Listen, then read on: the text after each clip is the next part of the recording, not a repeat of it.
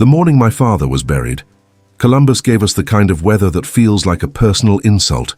Grey, damp, and cold in the specific way that only an Ohio March knows how to be cold. Not dramatic, not stormy, just a steady, exhausted chill that settles into your coat and stays there like grief. I drove to Green Lawn Cemetery on West Broad Street alone. My brother Lucas had offered to ride with me, but I'd said no. I needed those 12 minutes on Route 40, with nothing but the windshield wipers and a half-eaten gas station granola bar, to prepare myself to be the person my family needed that morning. The eldest son, the composed one. The one who had already cried in the shower with the hot water running until it went cold, and was done with it now. I was not done with it. Robert Allen Calloway was 61 years old when he died of a heart attack on a Tuesday, sitting in his recliner, watching the Ohio State Buckeyes highlights he'd already seen 3 times. The paramedics said it was fast, the kind of thing that either comforts you or breaks you in half depending on the day. That Tuesday it broke me in half. He was a contractor, a good one. 27 years of pouring foundations, framing walls, and callousing his hands on half the neighborhoods between Hilliard and Westerville. He coached my little league team badly, burned every Thanksgiving turkey he ever attempted, and had a laugh that you could hear from across a Kroger parking lot. He was, by every visible measure, a simple and decent man. That is what I believed. Standing at his graveside that morning, I believed it completely. There were perhaps 40 people at the service, the usual congregation of a life lived without pretension. His crew guys, a few neighbors from the house on Trabue Road, relatives we only saw at these kinds of events. Pastor Dennis from Grace Lutheran said the right words in the right order. My mother Diane stood like a pillar of dressed stone, holding a single white rose she never put down. My sister Sophie cried. She had always been the one allowed to cry. Lucas stood beside me with his hands in his overcoat pockets, jaw set, staring at the casket. He's 3 years younger than me and 6 inches shorter, but he always made up the difference in sheer stubbornness. He'd driven in from Cincinnati at 4 in the morning and hadn't slept and somehow still looked more put together than I did. "You okay?" he murmured without turning his head. "No." "Good, me neither. This solidarity thing we're doing right now is stupid." I almost laughed. Almost. She arrived when Pastor Dennis was wrapping up. I noticed her because of the sound, a quiet, choked sob that didn't belong to anyone I knew. When you spend a life around your family, you know their cries. You catalogue them without meaning to, the way you catalogue the creak of the 3rd stair in your childhood home. This cry was not familiar. I turned, and she was standing at the edge of the cemetery path, maybe 30 feet back, near one of the old oak trees that Green Lawn is famous for. She was perhaps 40, dark-haired, dressed in a black coat that was too thin for the weather. She was pressing a folded tissue to her mouth, and her whole body was trembling in that particular way that means you are trying very hard not to make a sound and failing. 3 children stood beside her, a teenage boy, maybe 13, a girl around 10, a smaller boy who couldn't have been more than 8, gripping the older girl's hand. Even from 30 feet away in the pale grey light of that Ohio morning, I could see it. Everyone could see it. The boy, the oldest one, had my father's jaw, the same square, stubborn set to it that I'd inherited, that Lucas had inherited, that I'd seen in photographs of my grandfather going back to the 1950s. It was not a resemblance, it was a replication. The air changed. My mother did not turn around. She was the only one who did not turn around. And that, more than anything, is what told me she already knew. No one spoke to them, no one approached them. The service ended, and people shuffled back to their cars in the muted, relieved way people do when the official part of sadness is over. I watched the woman collect her children and walk quickly toward a dark green Honda Civic parked on the cemetery road. The older boy looked back once. His eyes caught mine for just a second. It was like looking at a photograph of my own childhood. Lucas appeared at my shoulder. "Nathan." I saw. "Did Mom—" She didn't turn around. He exhaled slowly. The kind of exhale that is really a sentence with too many words in it. The green Civic pulled away. I stood there watching it until it disappeared past the cemetery gates, past the bare winter trees, past the grey Columbus skyline that had been the backdrop to every significant moment of my life. My father was in the ground behind me. A woman I had never seen was driving away with children who shared my face. My phone buzzed in my coat pocket. Unknown number, Columbus area code. I let it ring. It rang again 2 hours later. This time the voicemail said, "This is a message for Nathan Calloway. My name is Gerald Fitch. I'm the attorney handling your father's estate. I'd ask that you and your family come to my office at your earliest convenience. There are matters that require your immediate attention." He paused, and in that pause, that deliberate, lawyerly pause, I heard something I didn't yet have a name for. I would learn its name soon enough. Gerald Fitch's office was on the 14th floor of the Huntington Centre on South High Street, the kind of address that announces itself before you open the door. Dark wood panelling, a receptionist who smiled in a way that had been professionally calibrated to feel warm, but wasn't. A view of downtown Columbus that on a clear day would have been beautiful, and on that particular March afternoon was just a smear of pewter clouds over the Scioto River. We sat in a row in front of his desk, like students called to the principal's office. My mother Diane on the left, spine straight, hands folded in her lap over a black leather purse she'd owned for 15 years. Lucas in the middle, still in his funeral coat, jaw still set at that particular angle that meant he was ready to argue with someone and hadn't yet decided who. Sophie on the right, still holding a crumpled tissue, red-eyed, looking younger than her 28 years. And me at the far end with the sensation that the floor was slightly tilted. Gerald Fitch entered 3 minutes late. He was perhaps 55, silver-haired, with the particular confidence of a man who has made other people wait his entire career and considers it a form of communication. His suit was charcoal and expensive. His handshake was firm and brief, the kind of handshake that is really just a formality someone performs while already thinking about the next thing. "First, let me say, I'm very sorry for your loss." He sat down, opened a manila folder, and did not look sorry. Robert was a client of mine for 11 years. He was a thorough man, careful. He paused on that word in a way I didn't like. Which is why what I'm about to tell you may come as a surprise. "May," Lucas repeated flatly. Fitch looked at him. "Excuse me?" "You said it may come as a surprise. That's a strange word choice for something you clearly already know is going to destroy us." The silence that followed lasted exactly 4 seconds. I counted. Fitch cleared his throat. "Your father's estate consists of the following." He turned a page. 1 2019 Ford F-150, valued at approximately $14,000. Personal effects and household items at the family residence on Trabue Road, value negligible. And 1 property, he turned another page, located at 4417 Sycamore Ridge Lane in the town of Granville, Ohio. Granville, 40 miles east of Columbus. A small college town, red brick buildings, the kind of place where people go for weekend antiquing and pretend they live simpler lives than they do. "We've never heard of that property," my mother said. Her voice was steady, professionally steady. "No," Fitch said. "You wouldn't have. It was held under a separate LLC your father established in 2008, Calloway Ridge Properties." He said it like a sentence that explained everything. It explained nothing. Sophie leaned forward. "What's the property worth?"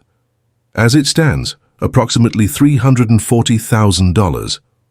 The room shifted slightly. $340,000. That was real money. That was the kind of number that changes things. "And the debt?" Lucas asked. Fitch turned another page. He had a gift for the theatrical pause that I was beginning to find genuinely threatening. "Your father carried a total outstanding debt of $1.2 million across 3 separate business loans, 2 of which have been in default for the past 14 months. The room did not shift this time. The room dropped. $1.2 million, I said. "Correct. And the estate to cover it is a truck worth $14,000 and a house in Granville worth $340. "That is correct." I did the math. Everyone in the room did the math. The math was not complicated, and it was not good. Sophie started crying again, Lucas stood up and walked to the window and stared at the Columbus skyline as if it had personally done something to him. My mother remained absolutely still, and I kept watching her for a crack in the composure, some flinch or tremor that would tell me this was news to her too. It never came. "There is one additional matter," Fitch said, in the tone of a man who has saved the largest grenade for last. "The property at Sycamore Ridge Lane is currently occupied." "Occupied?" Lucas said without turning from the window. "By whom?" "A woman named Carol Whitfield and her 3 children. They have resided there for approximately 15 years, under a private arrangement with your father, documented and notarized." He slid a paper across the desk. "He granted her the right of occupancy for the duration of her or her youngest child's residence. The youngest child is currently 8 years old." No one touched the paper. "Those were the children at the cemetery," Sophie said quietly. "It wasn't a question." "I cannot speak to that," Fitch said. "You don't have to," she said. I looked at my mother. "Mum, not here," she said. "Just that, not here." I turned back to Fitch. "What are our options?" He folded his hands on the desk in that neat, practiced way of a man delivering options he has already ranked. "You can attempt to negotiate with the creditors directly, unlikely to yield favorable terms given the default timeline. You can sell the Granville property, which would require either a voluntary departure by the current occupants or a legal proceeding to vacate, a process that in Ohio, given the notarized agreement, would take no less than 18 months and cost an estimated $40,000 to $60,000 in legal fees." "Oh," he paused again, and this time the pause felt different. "You could work with the occupants to identify additional assets that may exist outside the formal estate." Lucas finally turned from the window.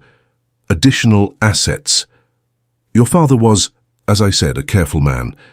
The business loans were drawn against projected income from a large-scale commercial project that was apparently never completed. The funds from those loans are not accounted for in any of his documented financial records." Fitch looked at me with an expression I would spend the next several days trying to decode. "Simply put, approximately $900,000 moved through your father's accounts over a 6-year period and cannot currently be traced." The silence this time was of a different quality than the ones before it, heavier, with texture. "You're saying someone stole from him," I said slowly. "I'm saying the money is gone," Fitch replied. "Where it went is a question I'm afraid I cannot answer." He closed the folder. Outside, a light rain had started against the tall windows of the Huntington Center, and somewhere in the building below us, an elevator dinged, and the world continued its indifferent forward motion, while my family sat in a row and learned that the man we buried that morning had left us not a legacy, but a locked door with no key, and a woman 40 miles away who had been living behind it for 15 years. We drove back to Trabue Road in 3 separate cars. Nobody called anybody that night. I didn't tell Lucas or Sophie I was going. That was a deliberate choice, not an oversight. Lucas would have come with me and turned the whole thing into a confrontation before we even knocked on the door. Sophie would have cried in the car the entire 40 miles, and I needed to think.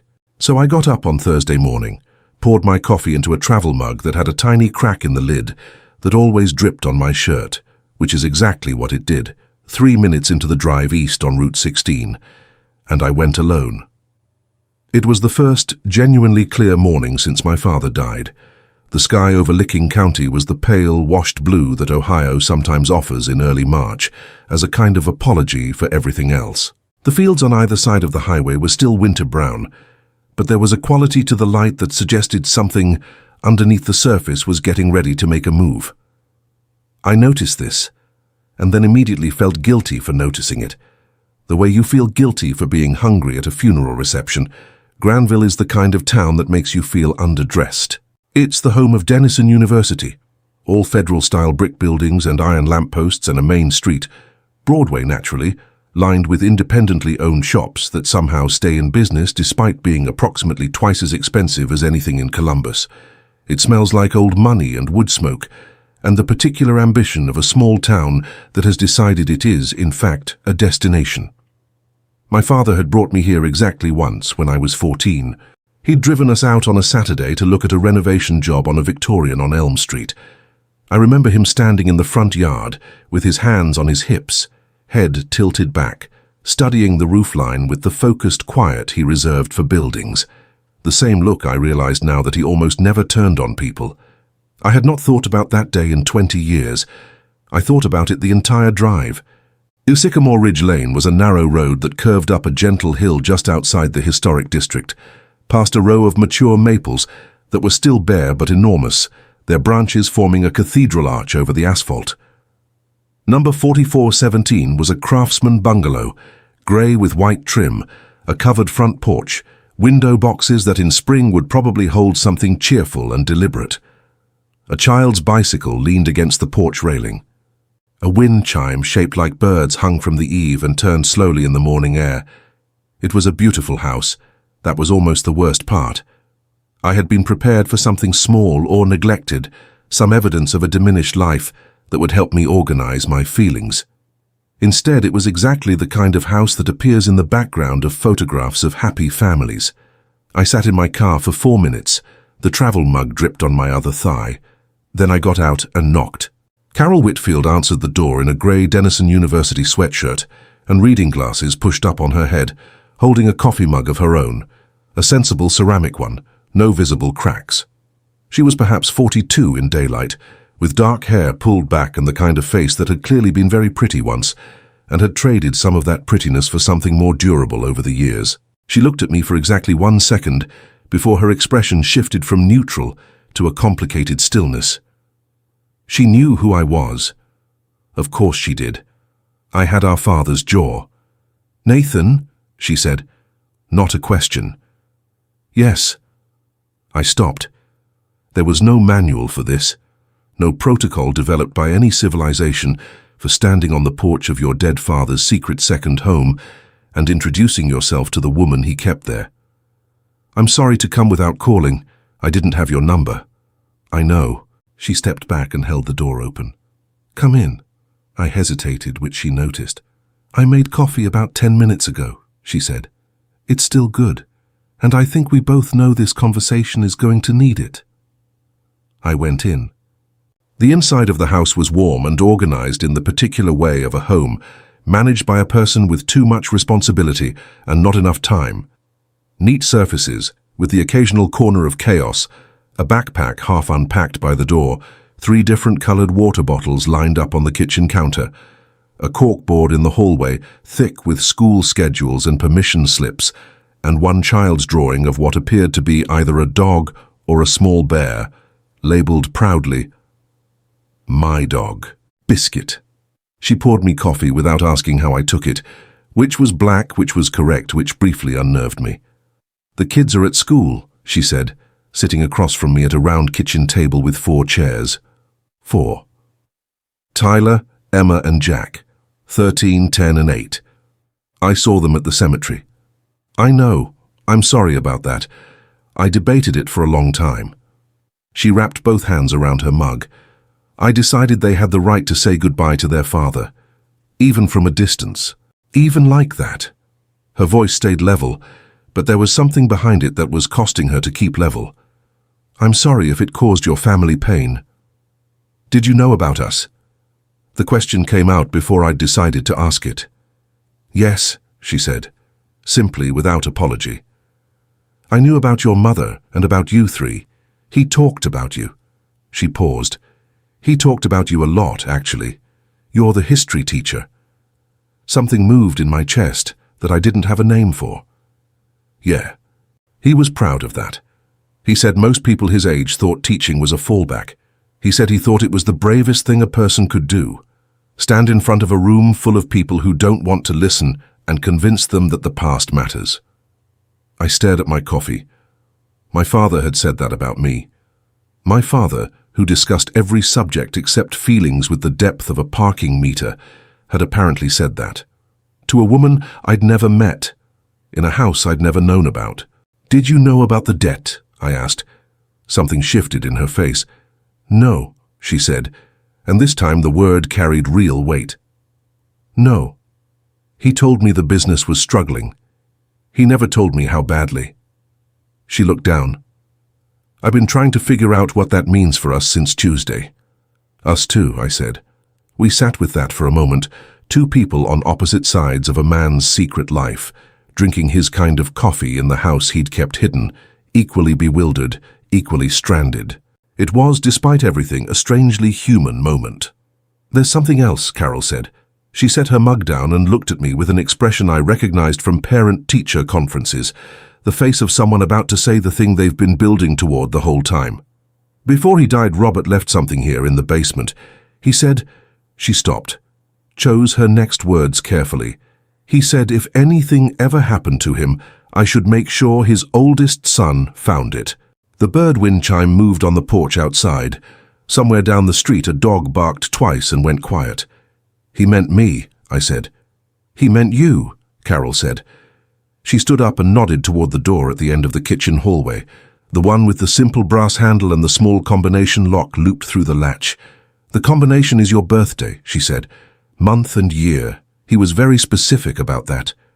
I looked at the door. 4 digits. My birthday. A lock my father set before he died with my name on it, in a house that wasn't supposed to exist. I thought about Gerald Fitch and his theatrical pauses and his charcoal suit. I thought about $900,000 moving through accounts and disappearing. I thought about my mother, who had not turned around at the cemetery and who had said "not here" in Fitch's office, with a steadiness that was not the steadiness of someone learning something new. I stood up from the kitchen table. "I'm going to need to call my brother," I said. Carol nodded like she had expected exactly that. "I'll make more coffee," she said. Lucas arrived at 1:47 in the afternoon, 40 minutes after I called him, which meant he had been doing 90 on Route 16 for most of the drive, and was lucky he hadn't been stopped by the Licking County Sheriff. He pulled into the driveway behind my car, got out, and stood looking at the house for a long moment, with his hands in his coat pockets.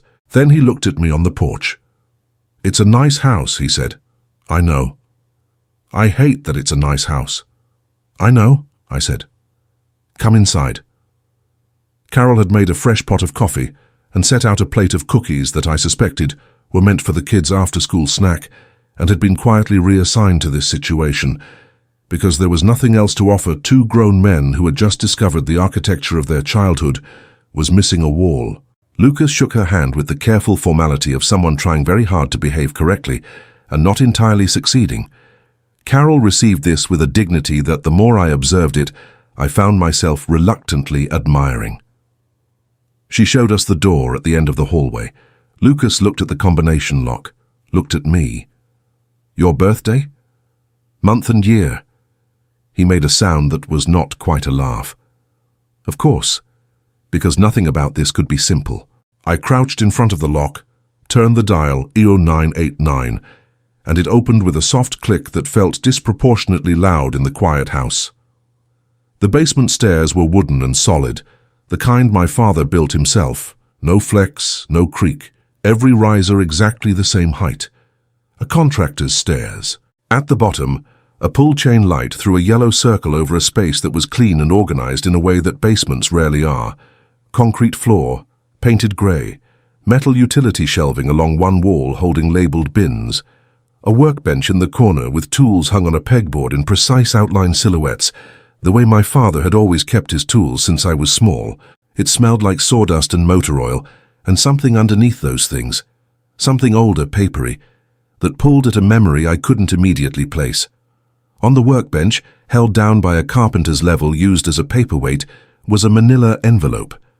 My name was written on it in my father's handwriting. Block letters, blue pen, the capital N with that slight leftward lean he'd always had. I stood there looking at it for longer than made sense. "Nathan," Lucas said quietly behind me. I picked it up. It was thick, not just papers, but the particular bulk of something that has been accumulated over years. I unsealed it carefully. The way you treat a thing you understand cannot be resealed, and slid the contents onto the workbench. Letters. Perhaps 30 of them in their original envelopes banded together with a rubber band that was so old it broke when I touched it. Beneath them, a series of documents, photocopies of contracts, bank statements with figures highlighted in yellow, and a small green composition notebook of the kind sold at every CVS and dollar store in America. And beneath all of that, a single sealed envelope addressed not to me but to all three of us. Nathan, Lucas, and Sophie, it said, in the same block letters, underlined twice. We read for 2 hours. Carol brought us coffee once and then left us alone, which was exactly the right thing to do. I heard her upstairs when the kids came home from school, the door, the backpacks, the rapid-fire debriefs of 3 children's days happening simultaneously, and the sounds floated down through the floorboards like transmissions from another world. The letters were not what I expected. I don't know what I had expected. Explanations, confessions, the private grammar of a man living a double life, all coded sentiment and careful justification. What I found instead was a correspondence between my father and a man named Douglas Reeve, stretching from 2007 to 2019, that read less like personal letters and more like a paper trail someone had been very deliberately constructing. Douglas Reeve, according to the documents, was a commercial real estate developer out of Dublin, Ohio, the prosperous suburb on the northwest edge of Columbus, where the tech companies and the golf courses coexisted in expensive harmony. He had partnered with my father on a commercial development project in 2008, a mixed-use property on the east side of Columbus, near the old Eastland Mall corridor, a neighborhood everyone had been predicting would turn around for 15 years, and mostly hadn't. The early letters were professional, optimistic. My father writing about timelines and materials costs, Reeve responding with projections and enthusiasm, the language of men who believed they were building something. Then in 2011 the letters changed. Lucas read that section twice. "He's threatening him," he said without looking up from the page. "Not directly," I said. "No, that's what's clever about it. He never says the thing. He just describes the consequences of the thing not being done his way." Lucas set the letter down on the workbench. Reeve was laundering money through the project. Dad found out. I had arrived at the same conclusion 2 letters earlier, but hadn't said it out loud yet, as if saying it might make it more permanently true. The business loans, the missing 900,000. Reeve took it, Lucas said, or directed it somewhere. Used the project as a vehicle and left Dad holding the debt. And Dad knew. I picked up one of the bank statements, 2014, figures in the hundreds of thousands highlighted in yellow, with my father's handwriting in the margin, small cramped notes, dates, initials, the record-keeping of a man who understood he was in danger and was preparing for a moment he hoped would never come. He knew, and he was building a case, and he couldn't go to the police because... I opened the green composition notebook. The first page was dated January 2013. At the top, my father had written a single line in his block letters. "If Reeve finds out Carol and the kids are connected to me, they are in danger." Lucas went very still beside me. The rest of the notebook was a meticulous account, written in the plain, unadorned language of a man who had never been educated past a contractor's certification, but who turned out to possess, under pressure, a remarkable precision of thought, of everything Douglas Reeve had done, and everything Robert Calloway had documented, and every reason why my father had kept 2 separate lives in 2 separate cities and told neither side about the other. Not because he was selfish, not because he was weak, because the one person who knew about both families, who knew our address on Trabu Road and Carol's address on Sycamore Ridge Lane, who had processed every document and witnessed every signature, and held the legal strings of my father's entire financial life in his carefully manicured hands, was Gerald Fitch, who was Douglas Reeve's personal attorney before he was ever Robert Calloway's, who had referred himself to my father in 2008, the same year the partnership began, who had called me 40 minutes after my father's funeral with a pause in his voice that I now had a name for. Lucas closed the notebook. The basement was very quiet. Upstairs, one of the children laughed at something, a bright, unguarded sound, the kind that belongs entirely to people who don't yet know what basements can contain. "He wasn't protecting a secret," Lucas said slowly. "He was protecting us. All of us." I thought about the locked door and my birthday on the combination, I thought about a father who talked to a woman in Granville about how proud he was of his son, the history teacher. I thought about a man sitting in a recliner watching Buckeyes highlights on a Tuesday, carrying 9 years of documented evidence against a dangerous man in a green notebook under a carpenter's level in a basement 40 miles away.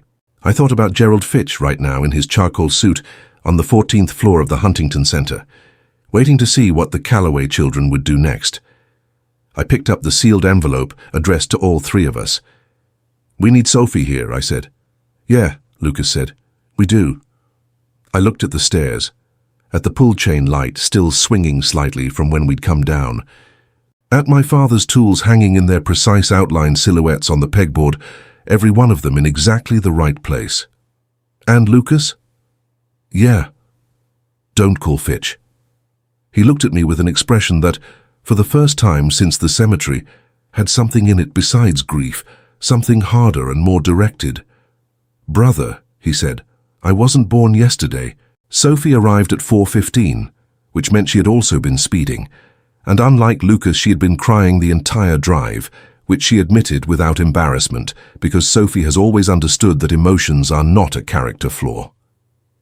She came through the front door of the house on Sycamore Ridge Lane, stopped in the entryway, looked around at the corkboard and the water bottles and the child's drawing of the dog named Biscuit, and said, very quietly, "Oh, Dad."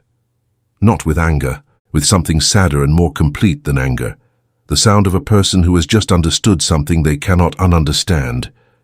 Carol gave her the same coffee she'd given the rest of us, and Sophie held it with both hands and sat on the couch in the living room and looked at the sealed envelope on the coffee table between us. Tyler, Emma, and Jack had been fed an early dinner and sent upstairs with the television on, a mercy that Carol had orchestrated so smoothly and naturally that it made me wonder how many difficult adult situations she had quietly managed around those three children over the years. A great many, I suspected. "Should she be here for this?" Lucas asked, meaning Carol, with a tilt of his head that was less hostile than his earlier manner and more genuinely uncertain. "He left it here," I said. "In her house. I think that answers the question." Carol sat in the armchair by the window, carefully at a slight remove, the posture of someone who understands that some spaces belong to other people, even when they are in your own living room. The late afternoon light came through the curtains, and the bird wind chime on the porch turned slowly, and the envelope sat on the coffee table between us like a small, patient thing that had been waiting a long time. I opened it. My father's handwriting was not elegant. It had the functional, self-taught quality of a man who had learned penmanship from necessity and not from care, every letter formed with more intention than grace. But it was his, unmistakably, and seeing it stretched across 3 pages of yellow legal paper hit me somewhere below the ribs in a way I had not prepared for. I read it aloud. That felt right.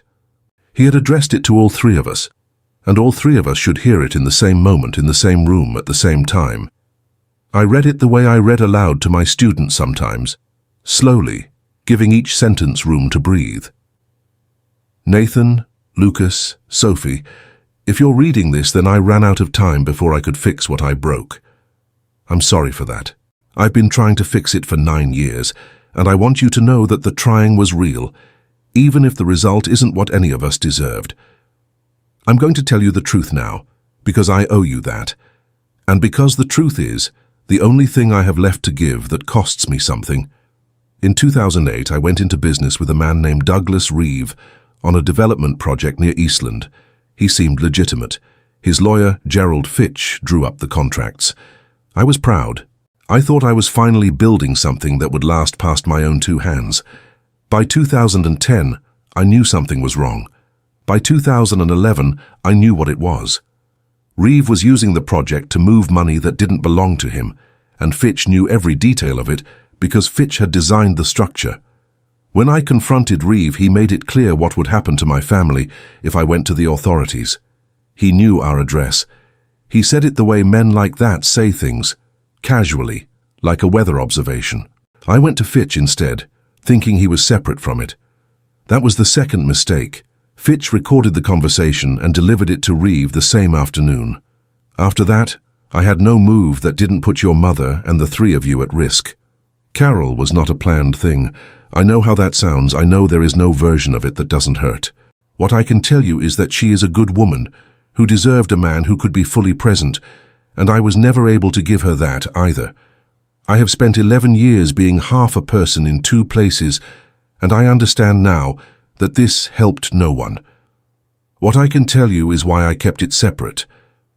Reeves' people watched me for 2 years after the confrontation. If they had known about Carol and the children, they would have used them the same way they used the threat against you. The separation was not cruelty. It was the only wall I knew how to build. Everything in the basement is documentation. Dates, amounts, transfers, account numbers. 9 years of careful work. It is not complete. Fitch is careful too, and some of what he's moved I could only trace to the edge and no further. But it is enough. I believe it is enough. There is a man named Raymond Ochoa at the Columbus Division of Police Financial Crimes Unit on Marconi Boulevard. I have never spoken to him, but I have watched him for 3 years and I believe he is honest. Take what is in the basement to Raymond Ochoa, not to Fitch, not to any lawyer Fitch has ever referred. Ochoa. I am sorry for the debt. I want you to know that the money Reeve took was real money I intended for you and your mother. I am sorry that my attempt to recover it legally, through channels I thought Fitch didn't control, resulted in default. I miscalculated. I miscalculated more than once, across more years than I want to count. What I did not miscalculate was you. Nathan, you are the steadiest person I have ever known, and I say that understanding it cost you things it should not have cost you. Lucas, you are braver than you let people see, and someday I hope you stop hiding that. Sophie, you feel everything at full volume, and I know the world has told you that's too much. It is not too much. It is exactly enough. Take care of each other. Take care of your mother. And if you can find it in yourselves, take care of Carol's children too. They didn't choose this any more than you did. I love you. I should have said it louder and more often, and that is the regret I would carry longest if I had more time to carry it. Dad. The room was very quiet when I finished. Sophie was crying without sound, which is the kind of crying that is worse than the loud kind, because it means the person has gone somewhere deep inside themselves where sound doesn't reach. Lucas had his elbows on his knees and his face in his hands and was completely still. Carol was looking at the window and there were tears on her face too, and she was not trying to hide them or apologize for them, and I found that I did not resent her for it. She had loved him too. That was simply true, regardless of how complicated the circumstances of it were, and the grief on her face was as real as the grief in the room, and there was enough room in the room for all of it. It was Sophie who spoke first, which surprised no one who has ever known Sophie. Ochoa, she said, wiping her face with the sleeve of her sweater. Raymond Ochoa, financial crimes. Yeah, I said, so we're doing this. We're doing this, Lucas said into his hands. Then he lifted his head. His eyes were red, but his jaw was set, and the look in his face was one I recognized from 100 childhood moments. The look that meant Lucas Calloway had decided something, and the decision was now structural. We're doing this, we're doing it right, and we're doing it before Fitch has any idea we found that basement. Carol stood up from the armchair. She went to the kitchen and came back 30 seconds later with a canvas tote bag from the Granville Farmers Market, which she set on the coffee table next to the empty envelope. For the documents, she said. I'll help you carry them up. Lucas looked at her for a moment, the kind of look that is a recalibration happening in real time. Thank you, he said. Just that. He was their father, Carol said simply. All 6 of them. That's the part that matters now. Upstairs through the ceiling, one of the kids, Jack the youngest, I was starting to recognize their footsteps, ran from one room to another and back again for no discernible reason, the way 8-year-olds do, burning energy that has nowhere particular to go. It was such an ordinary sound, such a plain, alive, ordinary sound in a house full of extraordinary things. I picked up my father's letter, folded it carefully along its original creases, and put it back in the envelope. We had work to do. We did not go that same night. That was a decision I made deliberately over Lucas's objection, and I stand by it. Every hour we wait is an hour Fitch has, Lucas said, in the driveway of the Sycamore Ridge house, the Granville Farmers Market tote bag, sitting in the trunk of my car like a quiet bomb. Every hour we rush is an hour we might do something wrong, I said. Dad spent 9 years building that case carefully.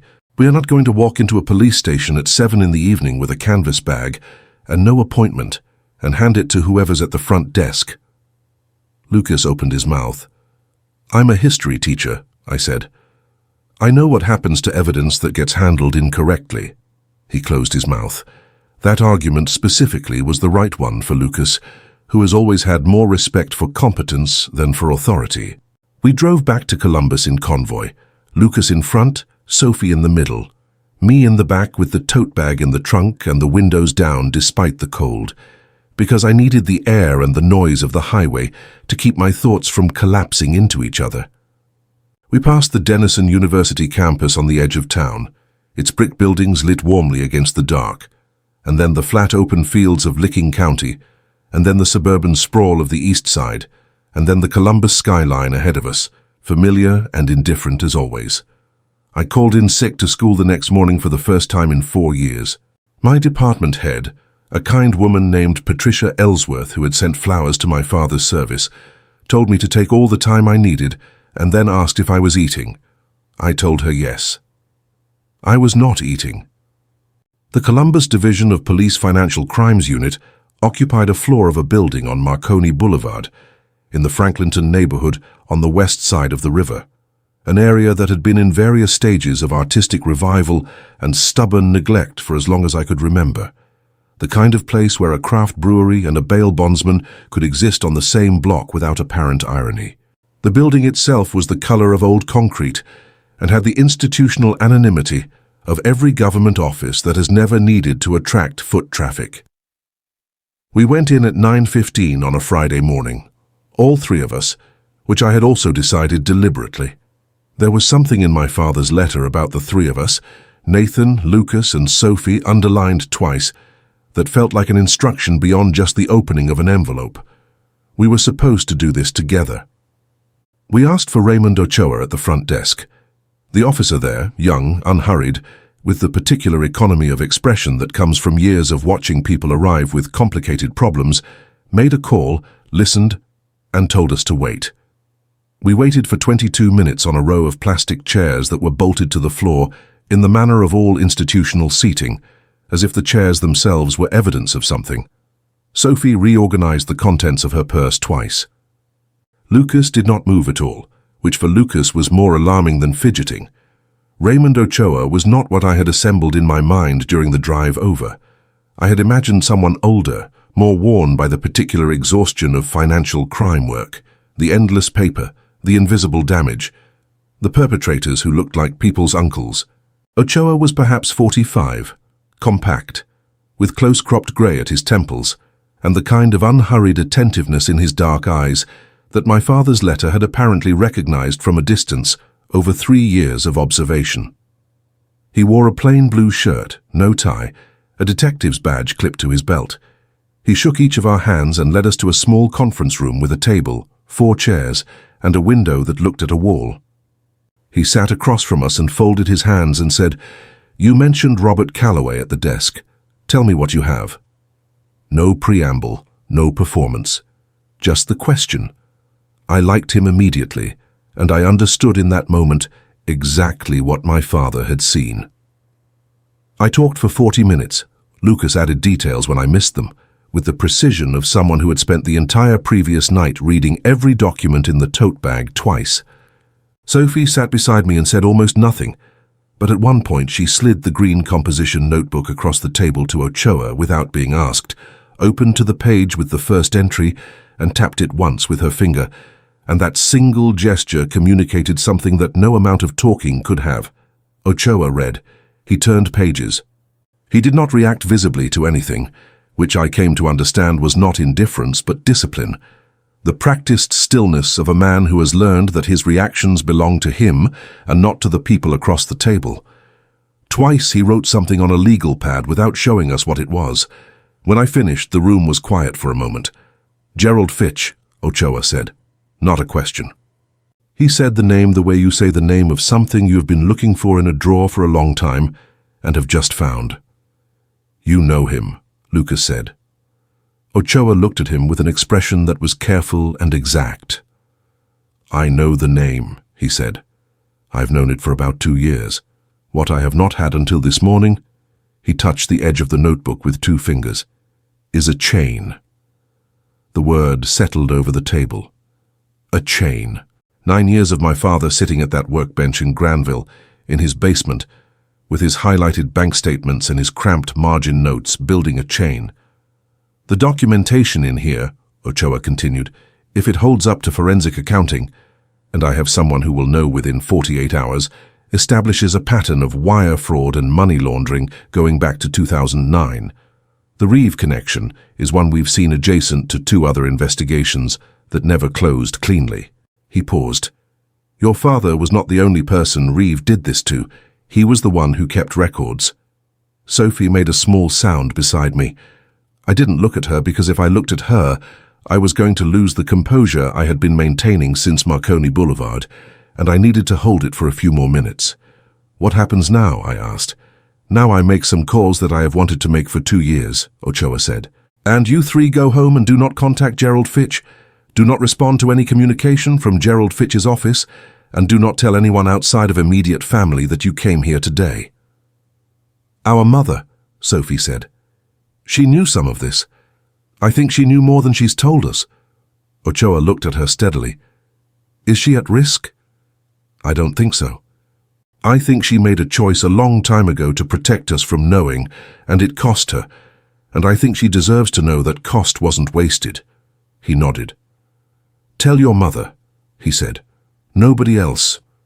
He stood, and we stood, and he shook our hands again in the same order as before. When he shook mine last, he held it a half-second longer than necessary and said, Your father was patient. That's rarer than people think. Patience is what this kind of case requires, and most people don't have it. He was a contractor, I said. He used to say a building is only as good as what you can't see. Ochoa smiled, a brief, real thing that rearranged his whole face for just a moment. That's a good line, he said. I'm going to remember that.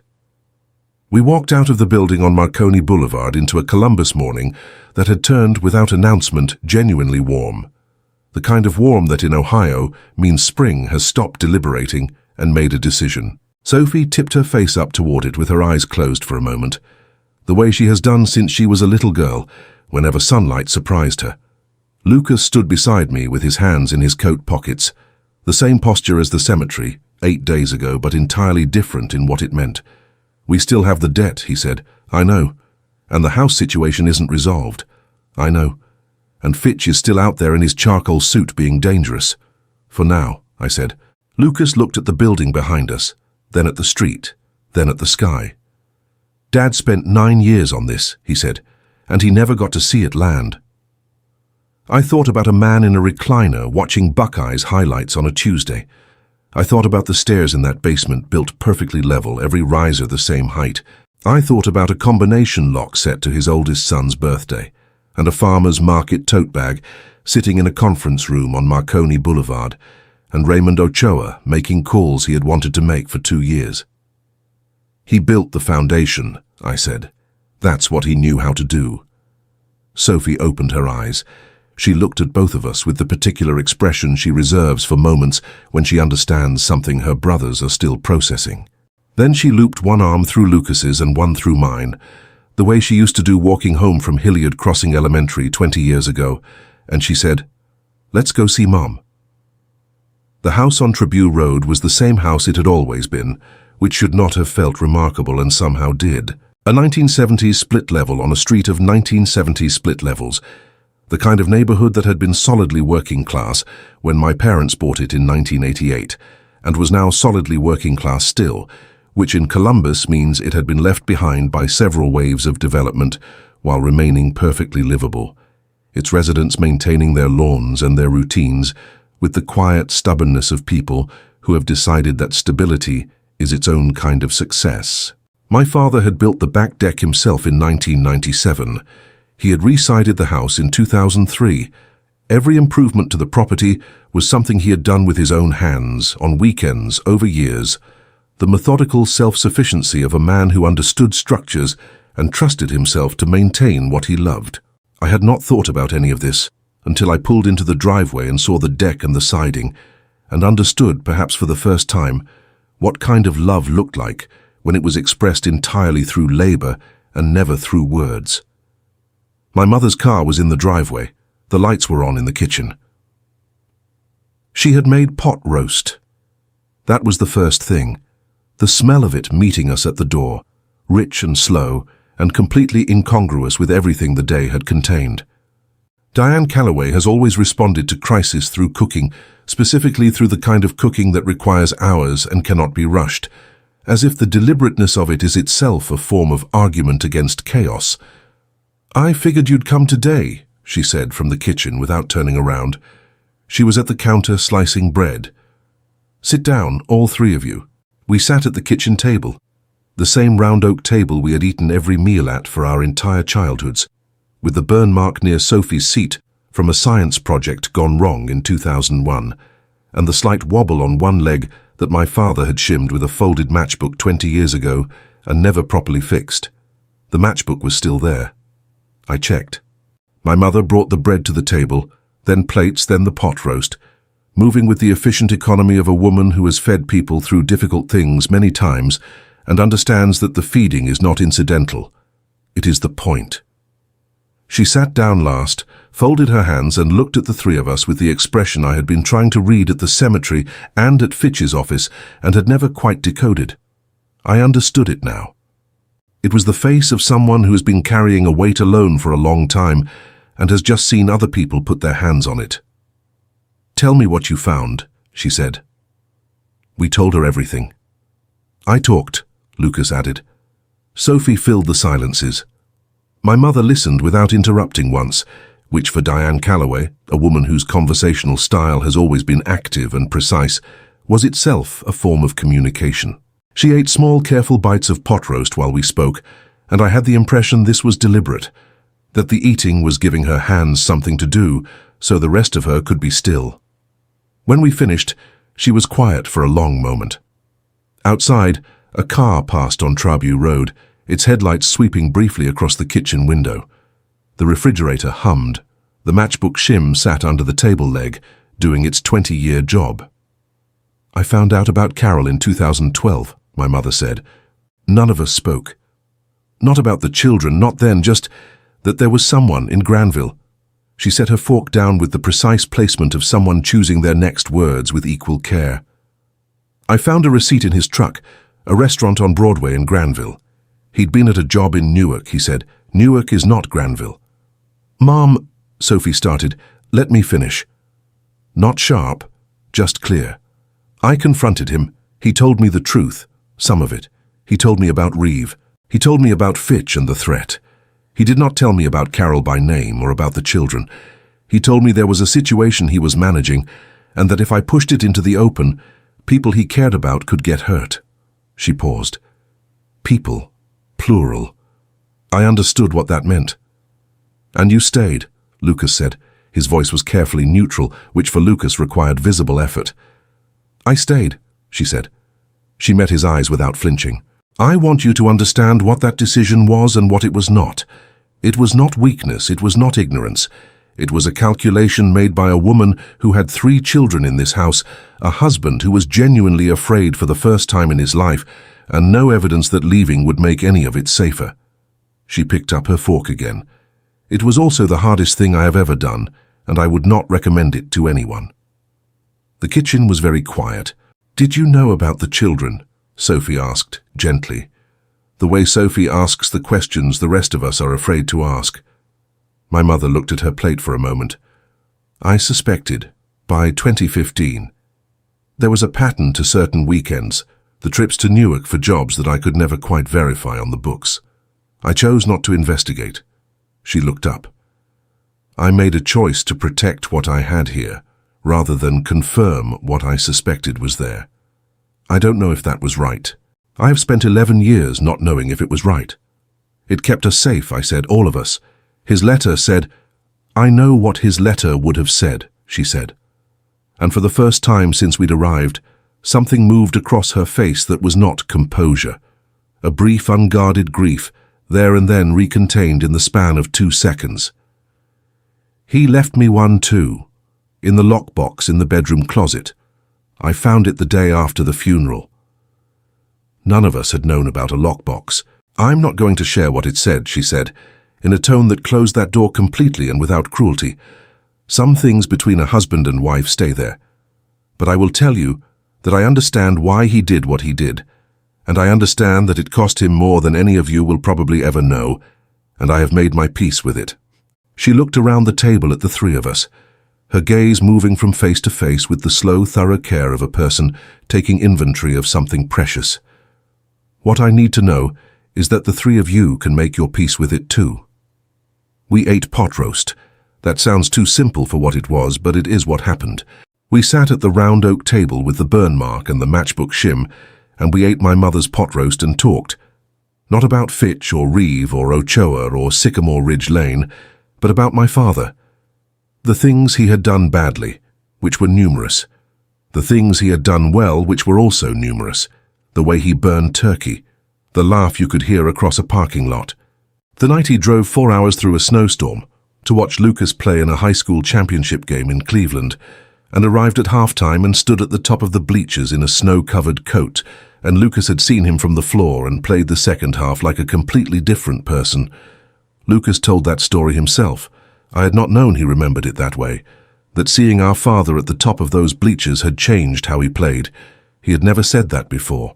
He said it now at the kitchen table on Trabue Road, with the particular careful difficulty of a man who does not often let people see the soft parts of him, and Sophie put her hand over his and didn't say anything, and my mother nodded once with her eyes bright.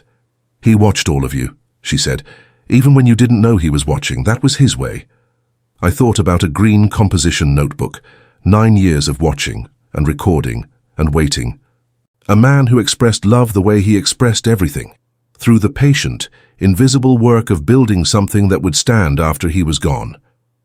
It was nearly 10 o'clock when Lucas and Sophie left.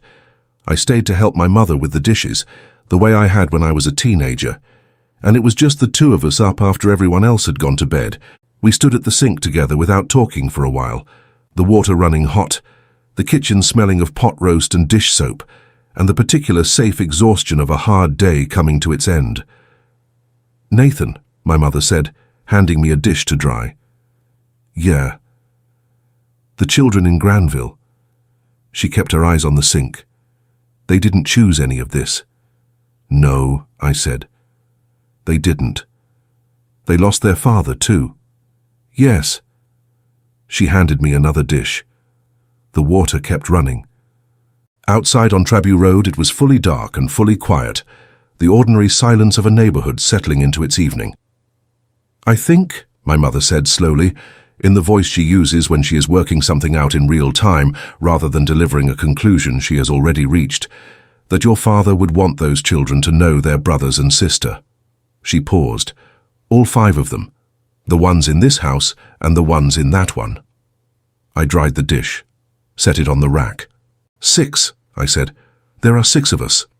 My mother turned off the water, turned to look at me, and for the 3rd time that day I watched something move across Diane Calloway's face. But this time it did not close again. This time it stayed open, and what it was, underneath the composure and the careful management and the 11 years of carrying something alone, was simply love, weathered and complicated and entirely intact. "6, she said. "You're right." She picked up a dish towel. We finished the dishes together, the 2 of us, in the house on Trabue Road where my father had built the deck and resided the walls and shimmed the table leg with a matchbook and expressed everything he felt through the patient work of his hands.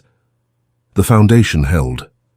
The call from Raymond Ochoa came on a Tuesday morning, 6 weeks after we sat in that conference room on Marconi Boulevard. 6 weeks of silence so complete that Lucas had called me every 3 days asking if I'd heard anything, and every 3 days I had said no, and every 3 days he had exhaled in a way that contained an entire argument he was choosing not to have. 6 weeks of Gerald Fitch's office, leaving 2 voicemails that I did not return and 1 letter that I read, set on my kitchen counter, and photographed and forwarded to Ochoa's number per his instructions. 6 weeks of going back to teaching high school history to 16-year-olds who had no idea that their teacher was walking around with the specific hollowed-out feeling of a man waiting for a floor to either hold or give way. The call came at 7:43 in the morning, while I was in the school parking lot at Hilliard-Davidson, eating the second half of a gas station granola bar, different bar, same brand, same parking lot ritual as the morning of my father's funeral, which I noticed and found either meaningful or coincidental, depending on the kind of person you are. I am a history teacher. I find patterns everywhere. Not all of them mean something, but you cannot train yourself to look and then stop looking. Gerald Fitch was arrested this morning, Ochoa said without preamble, because he had established by now that preamble was not his preferred mode of communication. Douglas Reeve was arrested 40 minutes earlier at his home in Dublin. Federal charges: wire fraud, money laundering, conspiracy. The U.S. Attorney's Office has been building a parallel case for 14 months. Your father's documentation provided the connective tissue they needed between Fitch's legal work and the financial architecture Reeve built. I sat in my car in the Hilliard-Davidson parking lot and looked at the school building, the same building where I had been a student, where I now taught, where the American flag was snapping in the early April wind, and felt something move through me that I did not immediately have a name for. It was not triumph. It was closer to the feeling at the end of a very long carrying, when you finally set something down and your arms don't know yet what to do with themselves. The estate, I said. Asset recovery from Reeve's holdings will be a process, Ochoa said, but the U.S. Attorney's Office has frozen accounts that preliminarily suggest your father's losses are recoverable. Not entirely, not quickly, but substantially. A pause. He was right that he had enough. He built more than enough. I thanked Ochoa. He said something brief and genuine and hung up, because that was also his way.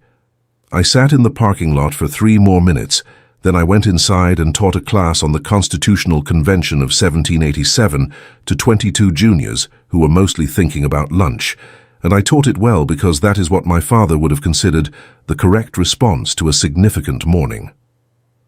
The debt resolution took 8 months. I will not pretend those 8 months were easy, because they were not. There were lawyers who were not Gerald Fitch, and there were creditors, and there were negotiations that required Lucas, who had taken 2 weeks off from his accounting firm in Cincinnati, to help manage the process. To use language I had not heard from him since a playoff loss in 2003. There were weeks when the outcome was genuinely unclear, and we carried that uncertainty like weather, moving through our days with it pressing on everything. But the foundation held.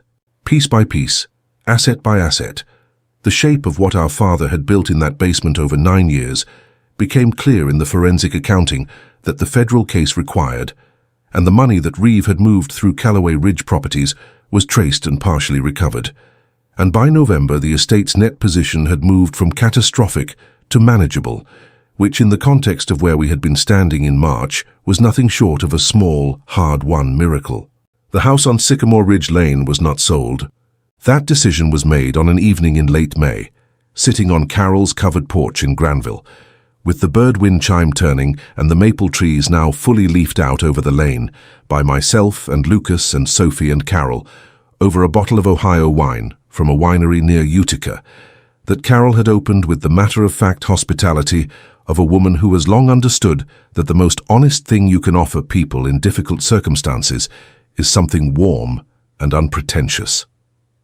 "The kids need to stay in their school," Carol said. Not a plea, a fact offered plainly. "We know," Sophie said. "Tyler has 1 more year at Granville High. Emma is in the middle of everything 8th grade is. Jack just made friends for the first time since—" She stopped, recalibrated. "He's finally comfortable." "We're not selling it," I said. "We've talked about it. The 3 of us. We're not." Carol looked at me steadily. "That's a significant financial decision, given everything that's still—" "Our father built a lock with my birthday on it," I said, and put 30 letters and a green notebook behind it. He was not a complicated man, but he was a deliberate one. "I think we can take the hint."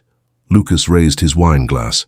"To Dad," he said, with the dry tone he uses when something is both absurd and completely true, who expressed love exclusively through infrastructure. Carol laughed. It was the first time I had heard her laugh, a real one, unguarded, surprised out of her, and it was a good laugh, the kind that invites other people in rather than performing for them. Sophie joined it immediately. Even Lucas smiled, the particular smile he reserves for moments he didn't expect to feel good and does anyway. I thought about my father's laugh, the one you could hear across a Kroger parking lot. The wine chime turned, the maples moved. The first time all 6 of us were in the same room together was a Sunday in late September, at the house on Trabue Road. My mother had made pot roast again, which I suspected was not a coincidence. Diane Calloway does not do anything by accident, including menus. Carol arrived with Tyler, Emma, and Jack at 2 in the afternoon, and the moment the doorbell rang, the entire house went briefly still in the specific way of people who have been preparing for something and have just discovered that preparation and readiness are not the same thing. I opened the door. Carol stood on the front step in a dark green coat, her 3 children arranged beside her, with the self-conscious posture of kids who have been told to be on their best behavior and are trying very hard to remember what that means. Jack was wearing a clip-on tie. I do not know whose idea that was, but it destroyed me completely and silently, standing there in my father's doorway. "Come in," I said. "Please." My mother came from the kitchen, wiping her hands on a dish towel, and stopped in the hallway. She and Carol looked at each other across the 10 feet between them, 2 women who had loved the same man in entirely different ways, who had each carried enormous things alone for a very long time, who were meeting for the first time in a split level on a working-class street in Columbus, Ohio, on a Sunday afternoon that smelled like pot roast and fallen leaves. I do not know what I expected from that moment. Something dramatic, perhaps. Something that would require management. My mother stepped forward and held out her hand. "Diane," she said. Carol took it. Carol. A beat. "The children are hungry, I imagine," my mother said. "It's a long drive from Granville." "It is," Carol said. "Then come and sit down." That was it. That was the whole of it.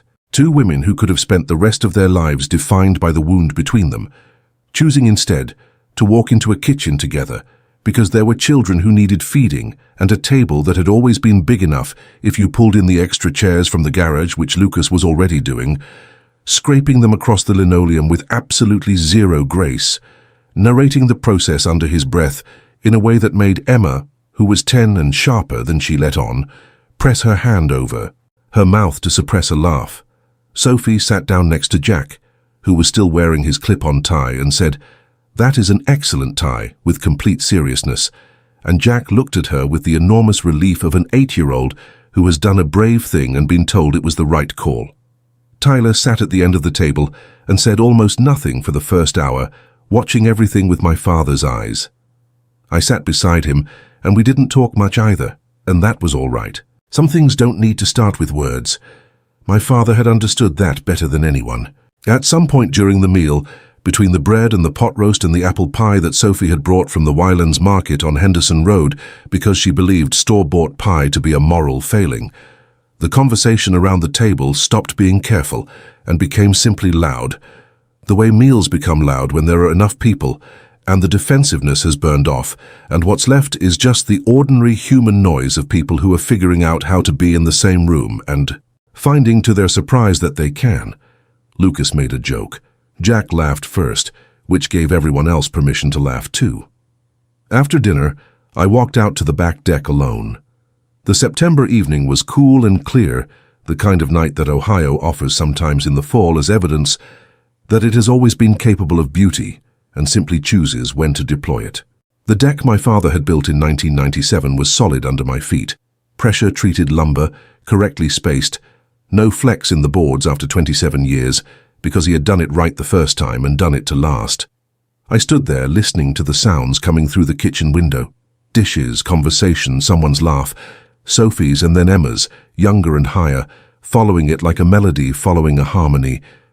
The ordinary, irreplaceable sound of a house with people in it. I had not cried. Not at the cemetery, not in Fitch's office, not in the basement in Granville. Not reading the letter aloud in Carol's living room, I had been the steady one, the eldest, the history teacher who understood that events require witnesses, and witnesses must stay functional. I cried now, alone on my father's deck in the dark, with the sounds of dinner coming through the kitchen window. Not the dramatic kind, the quiet kind that comes when the thing you have been bracing against is finally over and your body understands. Before your mind does that, it is allowed to put the brace down. I cried for a man who expressed every important thing through labor and never through language, and who had written 3 pages on yellow legal paper at the end and found, too late, that he had words after all. I cried for the years of carrying he had done alone in that basement, and for the years my mother had done alone in this house, and for Carol alone in Granville, and for all of us, all 6 of us, the children of a man who loved imperfectly and protected fiercely and built things meant to outlast him. They had. The deck was still solid, the foundation held. Inside the house on Trabue Road, the table was full. I wiped my face with the back of my hand and went back inside.